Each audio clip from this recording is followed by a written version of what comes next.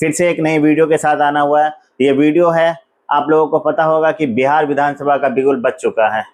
जो बिहार विधानसभा 2 चरणों में विधानसभा का चुनाव होगा, एक होगा 6 तारीख को और दूसरा होगा 11 तारीख को। उसके बाद रिजल्ट जो है वो 14 तारीख को आएगा। ये महीना नवंबर का है, जो आने वाला महीना है। 6 नवंबर को पहला और 11 नवंबर को दूसरा, और फाइनल रिजल्ट जो आएगा वो आएगा 14 नवंबर को। तो देखना है कि इस बार बिहार में किसकी सरकार बन रही है। वैसे तो मुख्यमंत्री नीतीश कुमार जो अभी प्रेजेंट में जो मुख्यमंत्री हैं, उन्होंने तो बहुत सारी अपनी जो दावे किए हैं कि हमने बिहार को ये किया वो किया।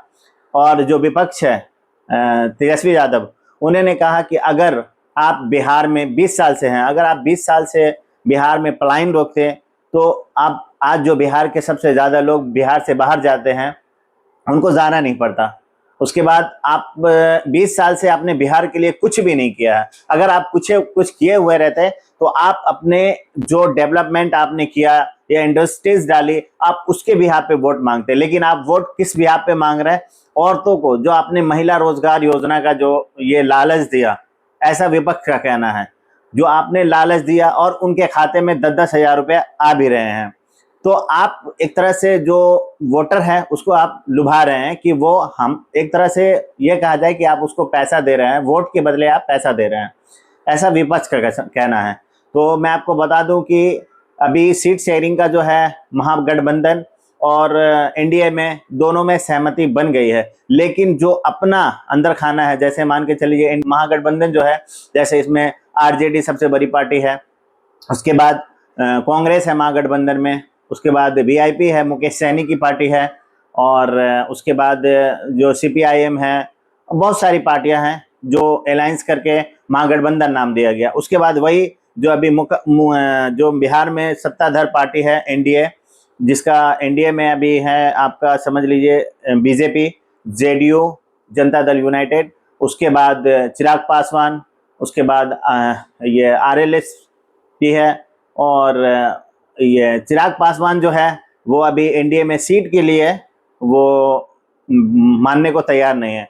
उनकी जो डिमांड है कम से कम 45, कि हमें 45 सीट अगर मिलती है बिहार विधानसभा में तो हम साथ पार्टी के साथ रहेंगे, हम गठबंधन में रहेंगे। अगर हमें नहीं मिलता है तो हम अपने प्रत्याशी जो है दूसरे सीट पे भी हम अपना प्रत्याशी उतारेंगे। तो इसको लेकर के अभी जो जब से अनाउंसमेंट हुआ है बिहार इलेक्शन का, इसको लेकर के बहुत सारी अभी जो है दोनों पार्टियों में, महागठबंधन में भी और एनडीए में भी, दोनों तरफ खींचतान हो रहा है। और महागठबंधन में जो वीआईपी के जो प्रमुख है मुकेश सैनी जी, उन्होंने कहा है कि सीएम फेस तो तेजस्वी यादव रहेंगे, लेकिन जो डिप्टी सीएम रहेंगे वो मैं रहूंगा।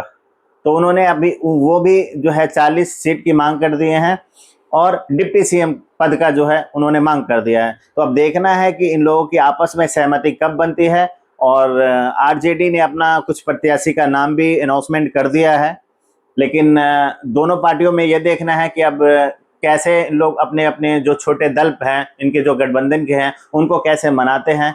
तो मैं बता दूं दोस्तों कि बिहार में जो है अब तेजस्वी यादव ने कहा है कि लोग मुद्दे पे वोट देंगे। मुख्यमंत्री नीतीश कुमार जो है वो खटारी गाड़ी की तरह हो गए हैं। वो अब खटारा गाड़ी का एक समय होता है, समय सीमा होता है, उनको अब खत्म होने का समय आ गया है। अब एक बिहार में स्थिर सरकार बनेगी और हर घर में एक नौकरी दिया जाएगा, कोई भी युवा बेरोजगार नहीं बैठेगा। और उन्होंने एक चीज और बात कही है कि जो माई बहन योजना है वो आपको 10,000 दिए हैं एक बार, और इलेक्शन के बाद दे या ना दे एनडीए, लेकिन तेजस्वी सरकार, राजद की सरकार, महागठबंधन की सरकार अगर बनता है तो मैं हर महीने माई बहन योजना के तहत आपको 2,500 रुपए, 2,500 रुपए आपके खाते में, जो कि साल का 30,000 रुपए होता है, मैं वो दूंगा आपको। और ये एक साल नहीं, ये पूरे 5 साल दूंगा। मतलब कि पूरे 5 साल में अगर आप देखेंगे तो 30,000 रुपए के हिसाब से ये पूरा